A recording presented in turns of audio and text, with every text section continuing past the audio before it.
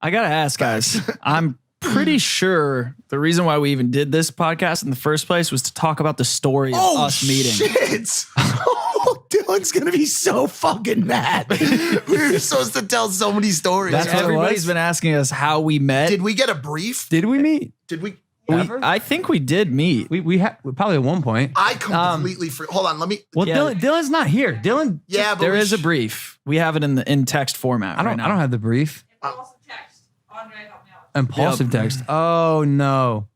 Okay, so apparently we did get a brief, and people have been asking to know how we met. God almighty, how the three guys came together, became friends. Park City 2017. Oh. Why the podcast? How they were chosen to be on the podcast. Stories. I don't think you have to read all of them. Maybe Why don't we take a just step by maybe step. do them? You know? Okay, can we like really quick? Yeah, I just get bored of this shit so easy. You know? Who wants to start? The first time me and Logan had already been friends. We went to Park City for you could slow down. We went to Just Park a little City bit. for a Sundance activation. It was him, Alyssa Violet, Yep. George Chantel. Janko, and Chantel Jeffries. Yep. We went there. Spencer came with them. Yeah. And this was the first time I really ever hung out with you after Travis's Pastrana's house. And real quick, Mike and I had met because I wanted one of these giant beanbags, and I was an influencer, and I said, hey, is there any deal we can do that connected me to this dude named Mike? He was really funny on his text. Hit it off like immediately, like just through text. And then we met again, hit it off even more, decided to continue texting, continue a friendship. Yeah. And then I met through Jake. Yep. So Mark Donor had just stopped. He moved on from being your videographer, I believe. And then I came in to help you. Like in the interim. Like an interim. Yeah, just to test it out. And I was living right across the street, came over. That's right. We officiated that dude's wedding in we went to Vegas. Yep. And raced some cars around a track, and then Park City. And then Park City, we all come together. We get a Lovesac sponsors a $25 million house at the top of Deer Valley. By the way, craziest house, still one of the craziest houses I've ever seen just because of the location of it. Yeah. Top of Deer Glass Valley. elevator. Ski in, everything. ski out. Crazy, right? And so I remember the first night when you were coming to the house, I was really nervous. I was in the house by myself, and I was like, shit, he's about to be here. And I was like, I played a Lil Uzi Vert. I put Lil Uzi Vert on. I started like drinking a little bit because I was nervous about you, but also like Chantel. Like this was a big thing for me. I hadn't really been hanging out with like a lot of celebs at this point.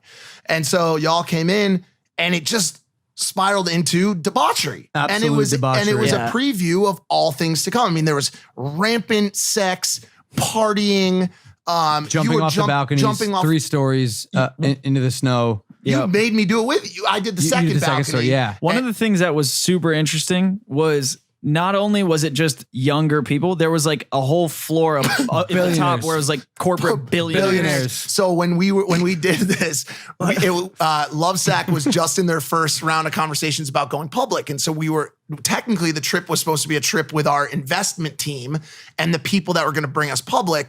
And so they're there on one floor, and then it's the most raucous, like wild influencers on the other floor. And the first day, how about the guy that fell? Yeah, I got there, and some dude was in a sling. I'm like, Mike, what happened to that guy? He's like, oh, he's our billionaire, big investor, and he broke his rib and punctured his heart. We were skiing out of the woods on it. He's like an expert skier, and we were in Park City, and we're skiing out of the woods, and we hit the green trail, like flat as can be. Like there were little kids going backwards, like, Mom, can we get pizza? This dude comes out of the woods. He's just going down a normal thing. He's in front of me, and he like sticks the front of his ski into like a hole, and he falls, right? I see him fall, and I go by him. I'm like, oh, that hurt. And I hear behind me, and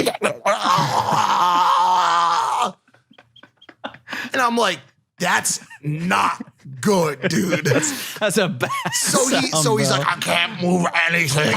And somehow he manages to ski all the way back. We like force him to ski, but he goes to the hospital after, punctured lung, broken clavicle, broken ribs. The dude was on a green trail and basically defunctionalized his body. Did he still invest? Yeah, he brought us public. Shout out Mark. I can't even fucking remember his name. Mark Ribs. Shout out Mark from Mark Ribs from Roth Capital Group, and he took us public, and he couldn't even fly home because they were like, we don't trust your lung is going to hold up on the airplane. Yeah.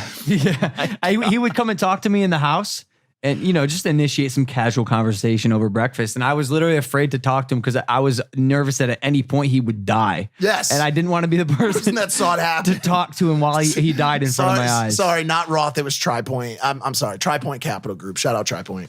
But yeah, that was a crazy trip.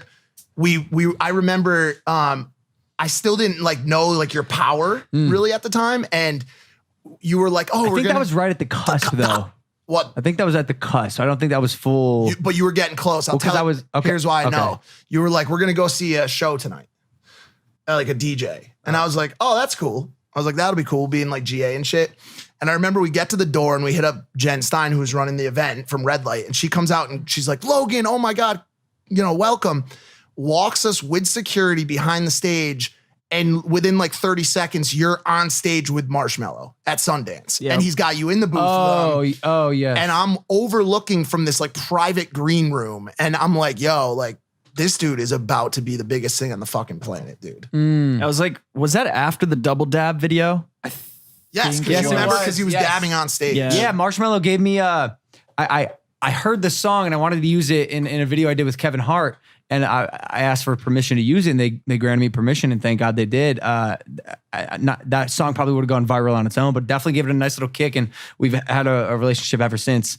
It was, and so he would let me on stage every now and then. I went to a couple of his shows, and I would just fuck around on stage with him, and yeah, that was fun. That was a great trip. Still one of my favorite trips, and that really cemented the friendship between the three of us. Yeah. And I remember, Spencer, you were already working on the fucking documentary, the education documentary. You were talking about education the whole time we were there. Yep. And I was Nothing's changed. Yeah. I was like, yo, this kid is really serious about education. But that was kind of the kickoff, yeah? Yeah. And then so the relationship kind of developed. I convinced Mike to move out here. You skipped a major thing, which is fine. Which? Tokyo happens. Oh, okay. It's important. Just quick. Quick for building for both of us. So neither of these guys were on the team. I had a team, and then Tokyo happened, and it was.